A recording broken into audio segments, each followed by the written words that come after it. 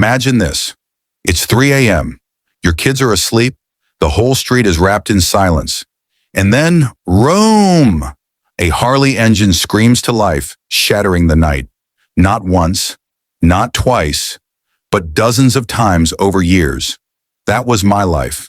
Until one morning I decided enough was enough and gave my biker neighbor a message he couldn't ignore. If you've ever had a neighbor from hell or dreamed of finally serving justice to someone who thought they were untouchable, hit that like button, subscribe, and buckle up, because this is one of the most satisfying revenge stories you'll hear today. We lived in a quiet little neighborhood more than 10 years ago. It wasn't fancy, but it was peaceful, or at least it should have been.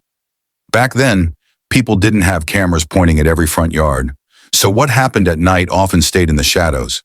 But there was one neighbor, just a few houses up the street, who shattered that peace on a regular basis.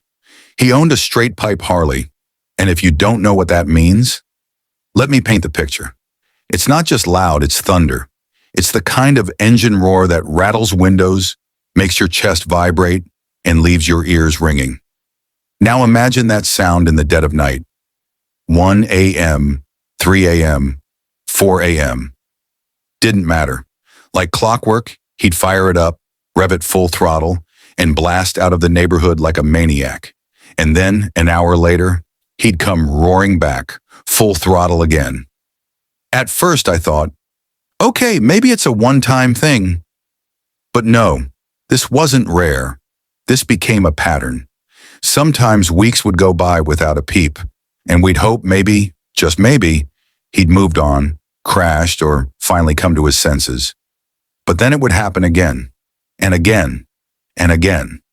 The worst part? It wasn't just me. This guy must have woken up dozens, maybe hundreds of people every single time. His bike was so loud you could hear it from a mile away. Imagine an entire neighborhood jolted awake in the middle of the night, all because one man wanted to show off his machine. We even had a cop living practically across the street from him. And you know what happened? Nothing. Not once did that officer step in. And sure, there were noise ordinances in the city, but what good are laws when no one enforces them? That's when the frustration turned into something deeper, something darker. I felt powerless, disrespected, like my family's peace didn't matter. Nights after his engine roared me awake, I'd lie there imagining ways to stop him. My mind drifted into petty, dangerous fantasies. A cable stretched across the road, a brick through his window, something, anything to shut him up. But deep down, I knew those weren't realistic. They were just the thoughts of a man pushed too far. Still, the anger didn't fade. It grew. Then one morning, after another sleepless night, I had an idea. A simple idea. See, I had some leftover roofing nails from a home project. Sharp little things. And I thought, what if his beloved Harley had a problem closer to home? What if the road he roared down was the very driveway he parked on? The next morning, when the coast was clear, I drove past his house, slowed down just enough, and tossed a small handful of nails across the concrete where his bike sat. It felt sneaky, wrong, but also right. I figured that would be enough. One flat tire, one expensive repair, one huge inconvenience. Surely that would make him think twice.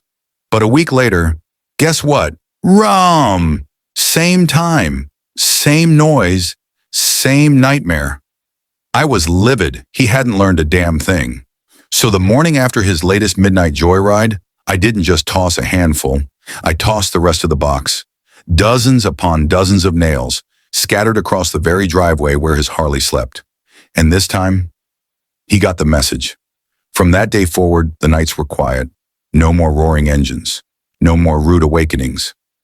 I don't know if he ended up with multiple flats. I don't know if he spent hundreds fixing his tires. And honestly, I didn't care. Because for the first time in years, my family and my neighborhood could finally sleep in peace. The sweetest sound in the world wasn't silence itself. It was the absence of his Harley. No more shattered nights. No more rage boiling in my chest. Just calm. And I'll be honest, every time I drove past his house after that and saw that bike sitting there silent, I felt a small, private victory. Sometimes justice doesn't come from the law. Sometimes it comes from an ordinary person who simply had enough. Was it petty? Maybe. But was it effective? Absolutely. And to this day, I can't help but smile at the memory of finally getting the last word without saying a thing. If this story gave you chills, smash that like button and tell me in the comments, what's the worst neighbor you've ever had? And how would you have gotten revenge? Don't forget to subscribe for more satisfying revenge stories just like this. Until next time, sleep well, my friends.